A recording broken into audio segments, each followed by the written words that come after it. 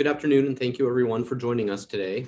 We have some updates to share on the Continuing Assistance Act, CAA, the Pandemic Unemployment Assistance, and PEUC benefit extensions, which will expire soon, and on recent federal guidance about changes to the PUA benefit program.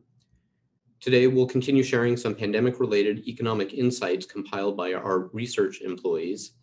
As the economy recovers, the data analysis found on our qualityinfo.org website will be a great resource for businesses, planners, researchers, and others. Earlier this week, we released the annual results of our agency's 2020 job vacancy survey of private employers.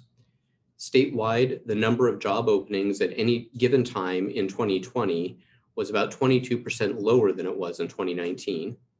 Employers did continue hiring in all sectors throughout the COVID-19 pandemic and for many different types of jobs. Despite high unemployment rates, employers reported difficulty filling about half of their open positions.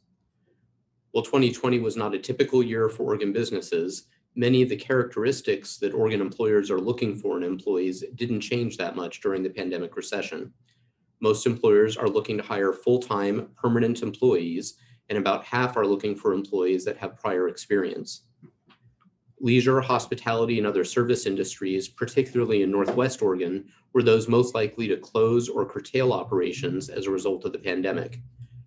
In the spring, nearly 20% of businesses closed or curtailed operations, but that number had dropped down to about 6% by the fall.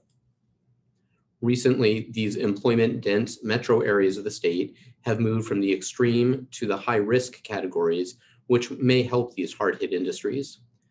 For anybody seeking employment in Oregon, there are jobs and there are employers hiring, so we encourage people to visit oregon.gov/employ and click the Job Seekers button to find resources and support. Late last week, the U.S. Department of Labor released rule changes that require states to allow PUA benefits in more situations than was previously required. In Oregon, we were already generally allowing people to get benefits in those situations. Many other states were not. We're joining informational calls with the U.S. Department of Labor as they are scheduled to get more detailed instructions about these recent changes. As more programs have been created and modified, each additional programmatic change becomes more complex. We're still reviewing some of the more nuanced parts of this new guidance and will provide more information as it is available.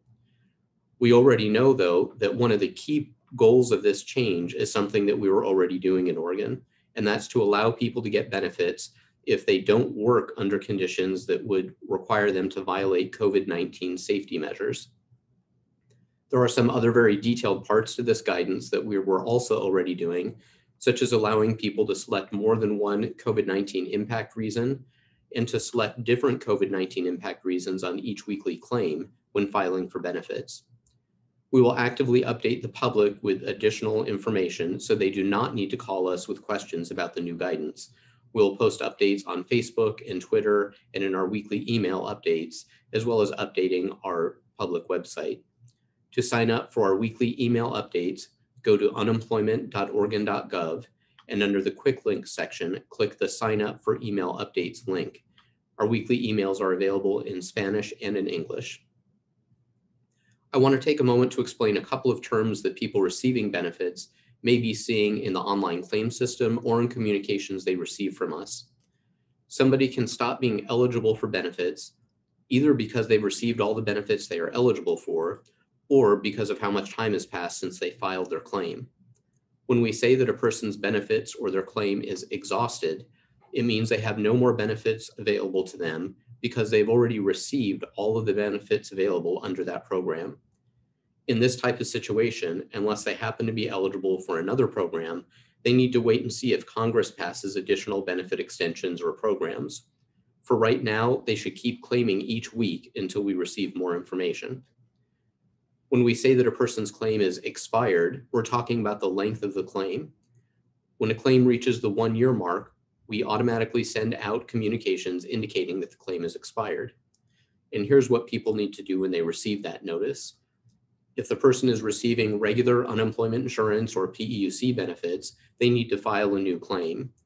For people with an active PUA claim, they do not need to file a new claim they can just continue filing every week for benefits on their PUA claim.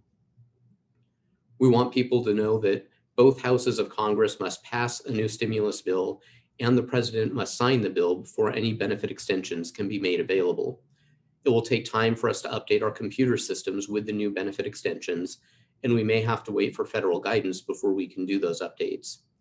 Since we are already in March, it is likely some people's benefits will become exhausted and they will not receive any additional benefits until we implement any new legislation that Congress passes and the president signs. Unfortunately, we are nearing the end of many of the CAA benefit programs. Some people are exhausting their available benefits. We're sending notices to about 6,000 people this week to people who exhausted their PUA benefits.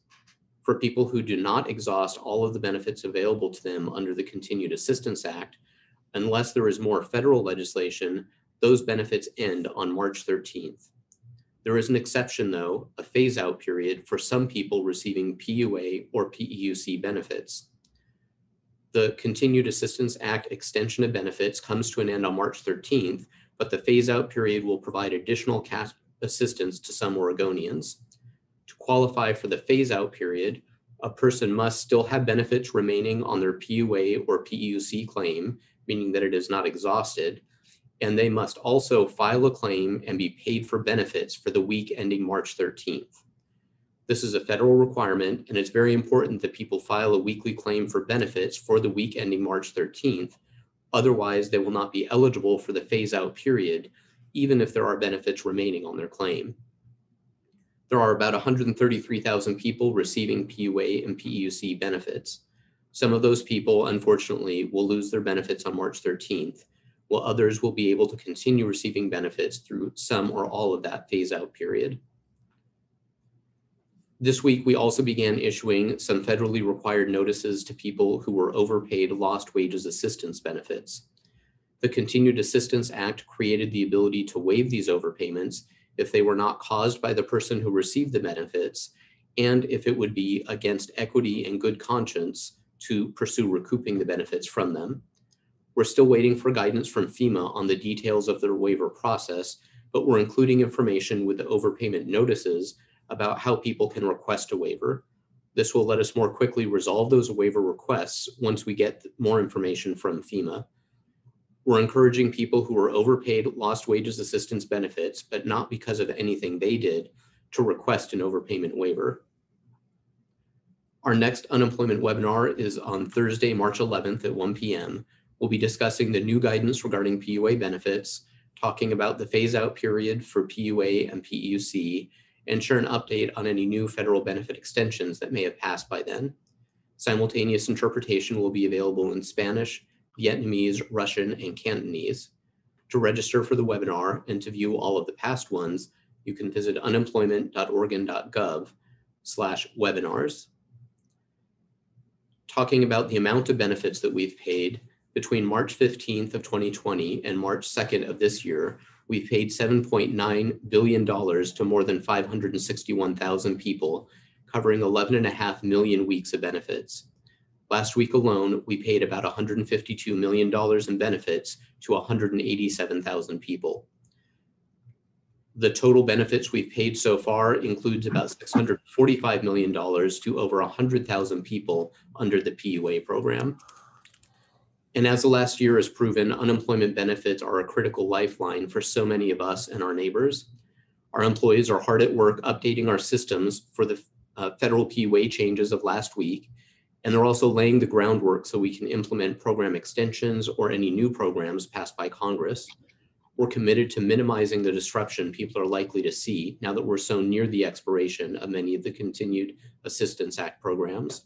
And with that, I'm happy to try to answer any questions that you may have. Thank you. Now we'll open the lines to members of the media to ask questions. And a reminder, if you're joining us by phone, make sure to hit *6 to unmute yourself. First up, we have Peter Wong with Pamplin Media. Hi, David. I looked at the House version of this pandemic recovery plan, but I haven't seen the Senate changes. I know that it will have to go back to the House because the Senate had to omit the minimum wage increase, which isn't within your province. But are you aware of any, through your national association, any new programs that are going to be added, or are these simply extensions at this point? At this point, I haven't heard of any additional programs. It is primarily extensions and dollar amount changes, which will certainly minimize the amount of time needed to implement the new changes. And from a state agency viewpoint, does that make any difference? Well, I knew there was a little dispute about when the latest federal extension would be cut off. I think the House bill had it at the end of August, and I know Senator Wyden and the president proposed the end of the federal budget year, which is the end of September. But does that make any difference right now to your agency as it administers benefits? Well, it certainly makes a difference to the people we want to provide the benefits to, and that's always at the top of our mind. In terms of implementing the changes, I think the biggest impact, there's not so much an upfront impact with whether the end date is August or September, but certainly having repeated extensions makes it much, much more difficult for us and for everybody else to have certainty and to prepare. So we would rather see the extension go longer and not require subsequent renewals or modifications than to see multiple shorter periods of extensions. But we're watching closely, and that end date won't have an immediate impact on how quickly we can implement things. Okay, thank you. Mm-hmm. Next is Keaton Thomas with K2. I don't have any questions here at the moment. Okay, thanks, Keaton. Next, we have Rob Manning with OPB.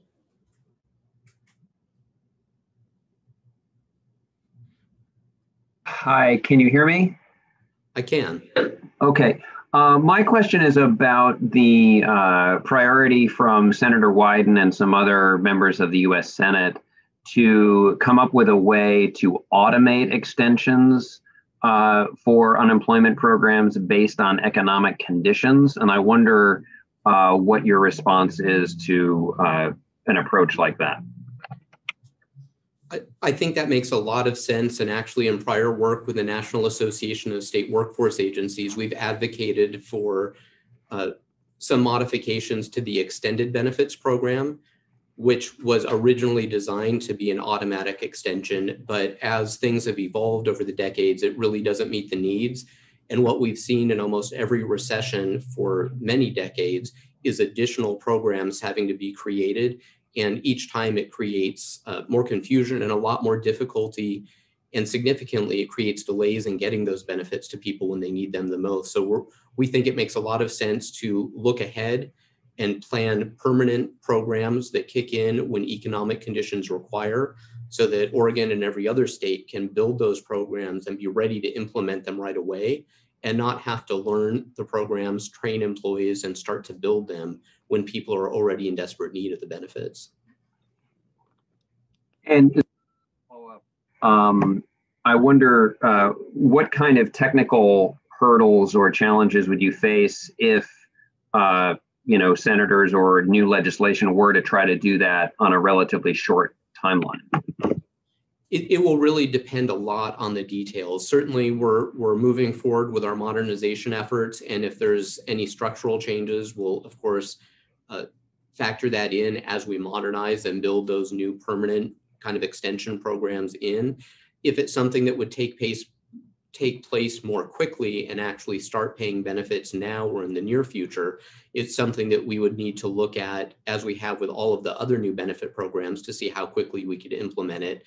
And it really can range widely, as we've seen even during this pandemic, where some new programs or changes can be made relatively quickly in just a few weeks.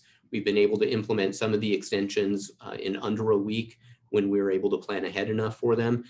Some of the others are very complex and require, perhaps many, many months of coding and testing to make sure that they're working correctly. Okay, thank you. Mm-hmm. Thanks, Rob. Next, we have Lindsay Nadrich with COIN. Hey, David. I heard from a lot of people who this week got an email from you guys that says you have reached your final week of PUA benefits. I know you said some emails that go out are automated, but can you explain for this one, is that someone who has exhausted their claim and now they're out of luck until Congress passes an extension, or how does that work? Sure. Most likely the communication that you're talking about are those people that we notify that their PUA claim is exhausted and that they've used up all of the available benefits. And unless there is further federal legislation, most of those people, unfortunately, cannot receive any other benefits. None of those federal programs allow us to pay them at this point. And for someone in that situation, should they just keep filing in the hopes that something does get passed and then you could pay them retroactively, or would they really have a true cap in benefits until the new program starts? And can you clarify, I've seen some national outlets say the end date is March 14th, but you said the 13th. Which, is it the 13th or 14th? It's the 13th, and I'll answer the first question because this is really important, and thank you for asking that. We do want people to keep filing even if their PUA claim is exhausted. Although currently none of those programs allow us to pay additional benefits, we've seen lots of last-minute changes as federal legislation passes, and in case there's the ability to pay for those weeks, we don't want those people to have to go back and have additional steps. So certainly, if it allows retroactive payments, we would allow people to do that. But our best advice to people is to keep filing now. And if those benefits become available, we'll already have their weekly claims here in our system for us to work on. In terms of the end date, it is March 13th.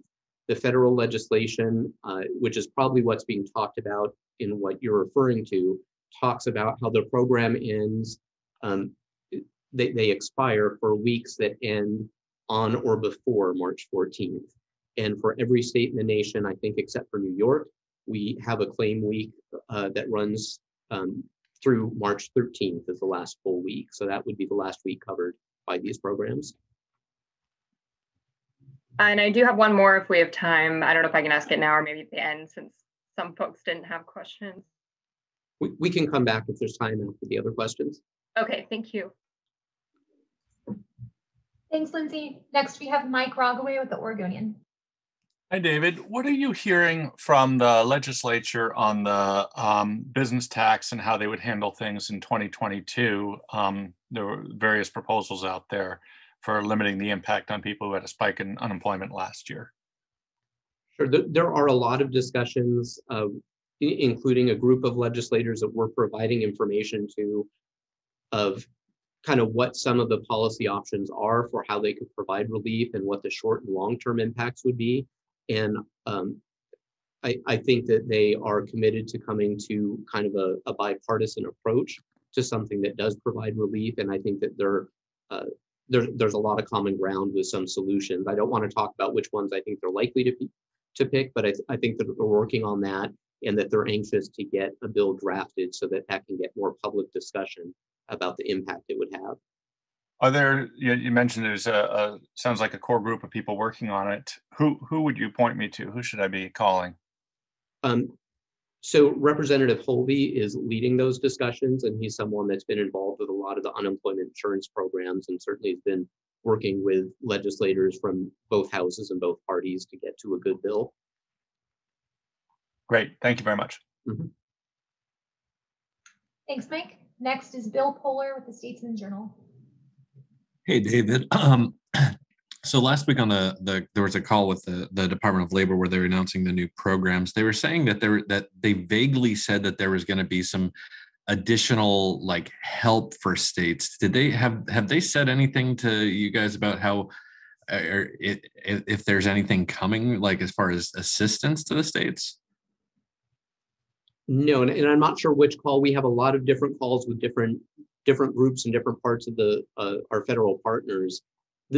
I know that the federal legislation that's being considered has some money set aside for the U.S. Department of Labor to provide financial assistance to states for certain purposes, and that includes combating fraud and also helping with just keeping up with the still incredibly high volumes of people needing assistance. And certainly I know that they're working on additional guidance and talking through things. So without knowing what was being talked about, that money in the federal legislation that's being talked about would be my most likely guess, but that really is just a guess. Right. Okay. I get that.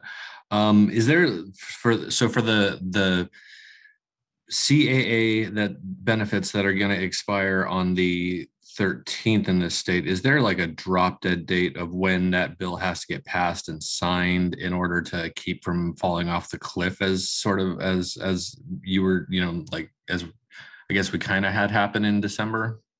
Sure. And unfortunately, I don't see any realistic path where there's not at least some pause in benefits for some people. We're already at March 3rd. It hasn't passed either house yet, and in the final version. So it needs to be passed in the same version in both houses and then signed by the president. Even if that happens really quickly, and even if we didn't have to wait for any federal guidance, it's unlikely that all of that work could be updated in our systems and tested and rolled out without there being some pause. Certainly, the more time goes on, the more people are likely to see a pause in their benefits, and the longer that is likely to be. Okay. Thanks, David. Mm-hmm. Thanks, Bill. Next is Dick Hughes with the Hughesisms. Thank you very much. I wondered on another topic that we've talked about, whether how the modernization program is going, if there are new developments in getting that contract signed and going forward, and also whether you had any sense of whether Senator Wyden's legislation on modernization would affect this. So we don't have a signed contract yet. We're making good progress. As you can imagine, this is something that we're committed to getting right. And we're working with the rest of our state partners, the Department of Administrative Services, Department of Justice, to make sure it's a really good contract and gets us and Oregonians what is needed. And there's a lot of details to make sure are set out there. So we're continuing to work not just on that contracting piece, but also on a lot of the work that we know needs to be done. So we're making progress on the modernization efforts. In terms of the potential impact of the proposed legislation, it really would depend on how it plays out. We've looked at it. It would depend on how quickly the federal government is going to potentially stand up its own system and what it would look like. I can tell you, I don't think that we would be inclined to pause or stop our efforts to modernize, because we have seen how vital this is. We know how important this is. We have a lot of really good momentum, and we would be committed to getting it done as quickly as possible. But I think those federal efforts, if they do come to pass, could certainly offer us some opportunities. And if the federal system is being built at the same time we're modernizing, we certainly would look at how we might be able to take advantage of that to better serve Oregonians. Thank you. Those are my questions.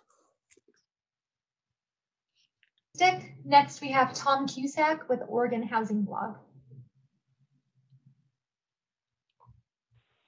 Hi, David. I had a question about a report I saw on your website. It's called the Contributions Operations Report. I was struck by a pretty big difference in the amount of reimbursing employer receivables, which grew from the fourth quarter of 2019 to the fourth quarter of 2020 by some $95 million. I'm just trying to figure out why that would have grown so much and whether or not that's an issue for you. I don't have the report in front of me, so let me make sure I know what it is that you're talking about, and I can probably give you at least some general information. It looks like you're referring to a big increase from the end of 2019 to the end of 2020 in the amount of money recovered from reimbursing employers. No, it's actually the amount of receivables from reimbursing employees, not the amount recovered. It's the amount of receivables. Okay, so that likely is due to the fact that the CARES Act and then the subsequent extension in the Continued Assistance Act had some provisions that provided relief to reimbursing employers, where the federal government pays up to half of those amounts. So our system bills people for the full amount, and we're still working on the behind the scenes work to do all of the crediting and accounting work. So we do have a number of reimbursing employers that have paid everything that they ultimately owe. They've paid the 50% that is their responsibility.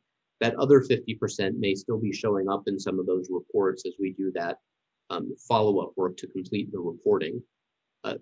We do also have a lot more employees of reimbursing employers that have filed for benefits. So there probably is some amount of just increased receivables as nonprofits, governmental entities, schools have seen an increased bill that they have to pay. But I think most of it has to do with just the timing and the way that that 50% federal reimbursement is being reflected. Okay, thanks. Appreciate it. Thanks, Tom. And we have time, so I'll come back to Lindsay Nadrich with COIN. Thank you. I appreciate it. Could you explain, is it easy for you to switch if it's goes from $300 to $400? Is that a pretty easy change? I think you've said. It is.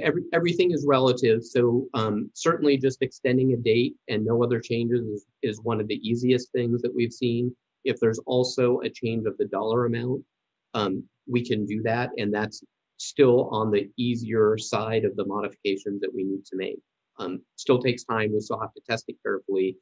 And I think I mentioned earlier today, even those simple changes become more difficult to implement accurately, and we have to be much more careful with the testing as more and more federal programs have been made, just because there's more variables involved. But just changing the dollar amount is still on the relatively quicker to implement side.